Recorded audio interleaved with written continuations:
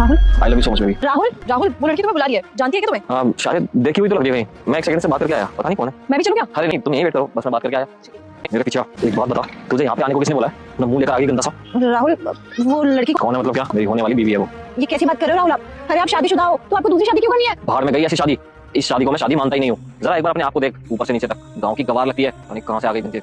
और जरा एक बार उसकी तरफ मुंडी घुमा, इतनी मॉडर्न लड़की है वो, तू सोच भी नहीं सकती। अरे अगर उसके साथ कहीं जाऊंगा ना तो लोग मेरी इतनी इज्जत करेंगे और तेरे को देखकर ना यही समझेंगे कि मेरी नौकरानी है, क्योंकि तेरे में और नौकरानी में ना कोई फर्क ही नहीं। जरा एक बार सोच, अगर उससे मेरी शादी हो जाएगी ना तो अगर मैं उसको कहीं लेकर जाऊंगा, सब लोग घूमकर देखेंगे हम दोनों को। अरे अलग ही हो रहा होगा मेरा। और तेरे को कहीं लेकर जाऊंगा ना तो हर जगह मेरी थोड़ी होगी। तेरी वजह से मेरी ना 70 जगह बेइज्जती हो चुकी है और अब मैं अपनी बेइज्जती नहीं करवा सकता। तो इसलिए मैं उस लड़की से शादी करूंगा और तुझे तलाक दूंगा। राहुल, आप उससे शादी कर लोगे तो मेरा क्या होगा? मेरी जिंदगी तो खराब हो जाएगी ना, क्योंकि मेरी जिंदगी आप हो। अरे चुप कर यार, तू जिंदगी तूने मेरी खराब करी है, मैंने नहीं करी तेरी जिंदगी खराब। और अब मेरी जिंदगी बदलने वाली है और तू मेरी जिंदगी से जितना दूर रहना उतना ही अच्छा है तेरे लिए। अगर ऐसी कुछ बात थी, आपको मुझसे घेर आती थी तो मुझसे शादी नहीं करनी चाहिए थी ना आपको।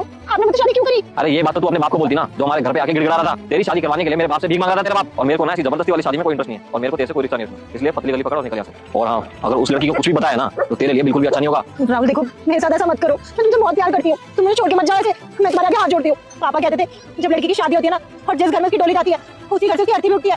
और आप ही तो मेरी जिंदगी हो, आप मुझे कैसे छोड़ सकते हो? आपके बिना मैं कहाँ जाऊंगी राहुल? अबे हाथ नीचे कर, नीचे कर। अब उसने देख लिया ना तो मैं फंस जाऊंगा। और हाँ, डिवोर्स के पेपर तेरे पास पहुंच जाएंगे, चुपचाप साइन करके भेज दियो, क्योंकि शादी तो मैं इसी लड़की से करूंगा। बाहर में जा तू। क्या वो राहुल जानती थी क्या वो तुम्हें लड़की? अरे वो क्या है ना, मेरे पड़ोस में रहती थी बचपन में, तो शायद पहचान गई, तो वही बात करी थी कि घर में सब कैसे हैं, मैं बता दिया। अच्छा, पड़ोस में रहती थी वो लड़की? हाँ। मुझे तो लगा तुम्हारी वाइफ है वो।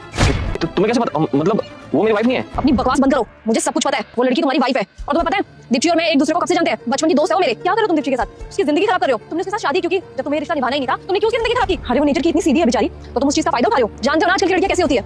शादी को 2 महीने नहीं होते और वो अपने पति को डाइवोर्स देकर के घर बैठ जाती है, फिर पति जीवन भर एलिमनी के पैसे देता रहता है उसको। ऐसी लड़की चाहिए थी क्या तुम्हें? तुम तो कितने खुशकिस्मत हो, तुम्हें पता भी है। एक तो इतनी अच्छी सीधी सादी लड़की मिली है, तुम्हें तो उसके साथ प्यार से रहना चाहिए। क्या कहते हैं तुम कि तुम्हें उस जैसी लड़की पसंद नहीं है क्योंकि उसका पहनावा साधारण है? अगर कोई मेरे जैसी लड़की होती ना और मेरा हस्बैंड ऐसा कर रहा होता तो मैं तो तक उसको जेल में डलवा चुकी होती, उसकी पूरी जिंदगी खराब कर देती। जब मेरे को दीप्ति ने इन सब प्रॉब्लम के बारे में बताया तो मुझे लगा कि उसके मन का वहम है, लेकिन जब मैं तुमसे मिली तो मुझे समझ में आया कि तुम ऐसे ही हो। देखो मिस्टर, मेरी बात ना कान खोल के सुन लो। अगर तुम्हें ना पता हो ना तो मेरे पापा पुलिस ऑफिसर है और फाइनेंशियल मुझे कोई दिक्कत नहीं है। अगर तुमने आज के बाद दीप्ति को किसी भी तरीके से परेशान किया ना तो मेरे से बुरा कोई नहीं होगा। मैंने उसको समझाया था कि इस लड़के को डाइवोर्स दे क्योंकि इसका कैरेक्टर ही बेकार है, लेकिन उसने पता क्या बोला मेरे को कि नहीं अंकिता, मैं उसको डाइवोर्स नहीं दे सकती, वो मेरा पति है और सबको दूसरा मौका मिलना चाहिए ना। दूसरा मौका तो भगवान भी देता है। तुम्हें तो शुक्रिया अदा करना चाहिए भगवान का कि तुम्हें इस टाइम भी इतनी शरीफ बीवी मिली है, लेकिन तुम पता नहीं कहाँ मुंह मारते रहते हो। तुम्हारे पास में लास्ट मौका है, सुधर जाओ, ढंग से समझा रही तुम्हें, क्योंकि अगर तुम्हें समझा सकती हूँ ना मैं तो मैं उसे भी समझा सकती हूँ। और जीवन भर फिर एलिमनी के पैसे भरते रहना, तुम्हें तो पता ही होगा अगर एक लड़की केस लगाए जिंदगी भर जेल की हवा खा सकता है वो। देखो प्लीज, मैं जेल नहीं जाना चाहता, मेरे घर पे कुछ पता नहीं चलना चाहिए इसके बारे में और मैं माफी मांगता हूँ। आगे से ऐसा कुछ भी नहीं करूंगा दीप्ति के साथ। हाँ चलो जाओ ऐसे। सॉरी। और हाँ, उसको इस बारे में कुछ बोलना भी मत। शुक्रिया करो भगवान का कि तुम्हें इतनी अच्छी बीवी मिली है। दीप्ति प्लीज मुझे माफ कर दो, आगे से ऐसा कुछ भी नहीं होगा, मैं तुम्हें कभी छोड़कर नहीं जाऊंगा। I love you.